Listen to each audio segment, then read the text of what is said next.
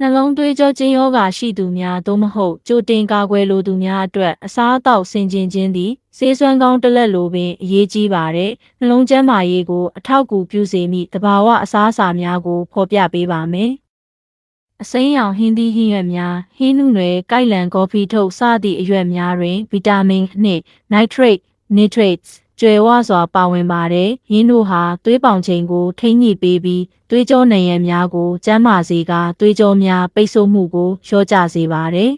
။အနံတစ်မျိုးလုံးပါဝင်သောအစားအစာများ whole grains ဆန်လုံးမျိုးအုတ်ကျုံ oats ပြောင်းဖူးစသည်တို့တွင်အမြင့်တက် fiber အလွန်များပါတယ်။အမြင့်တက်သည်သွေးအတွင်းရှိမကောင်းသောကိုလက်စထရောကိုလျှော့ချပေးနိုင်သောကြောင့်နှလုံးသွေးကြောကျဉ်မှကာကွယ်ပေးပါတယ်။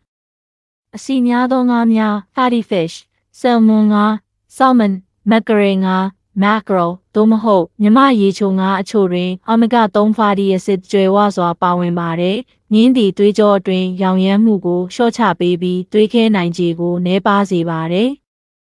။ပဲမျိုးမျိုးကလားပဲနီလေးပဲတောင်ရှည်စသည့်ပဲမျိုးမျိုးသည်အသားဓာတ်ရရှိစေသည့်အပြင်ကိုလက်စထရောလုံးဝမပါဝင်ပါ။ရင်းတို့တွင်ပါဝင်သောပိုတက်ဆီယမ်နှင့်မက်ဂနီဆီယမ်တို့သည်နှလုံးခုန်နှုန်းကိုမှန်ကန်စေပါသည်။အခွန်မာသီးနှင့်အစေ့အဆန်များတစ်ကြားသီး walnuts ကနှလုံးအတွက်အကောင်းဆုံးသောအစေ့အဆန်ဖြစ်ပါတယ်။မြေပဲနှင့်ဘာရန်စေ့အသင့်စားသုံးပေးပါကနှလုံးကျန်းမာရေးကိုကောင်းမွန်စေပါတယ်။နှမ်းစေ့ဖယုံစေးတို့တွင်အမြင့်တက်နှင့်ကျန်းမာရေးနှင့်ညီညွတ်သောအဆီများပါဝင်သည်။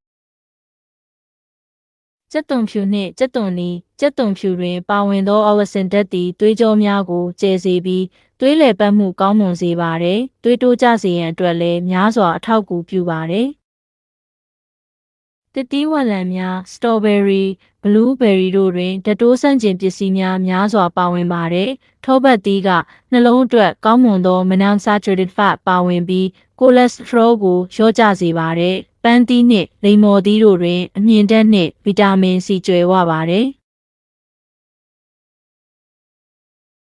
ရှောင်ကျဉ်ရမည့်အရာများသဘာဝအစားအစာများကိုစားသုံးသည့်အပြင်အောက်ပါတို့ကိုအထူးဆင်ခြင်ရပါမယ်။စားကသွေးတိုးစေပြီးနှလုံးကိုဝင်ပြီးစေပါတယ်။အဆီများသောအသားများဖြစ်တဲ့ဝက်သားသုံးထပ်သားစီကြော်မုန့်များအချိုလွန်ကဲသောအစားအစာများတကြားနှင့်အချိုရည်များကိုရှောင်ကျဉ်ရပါမယ်။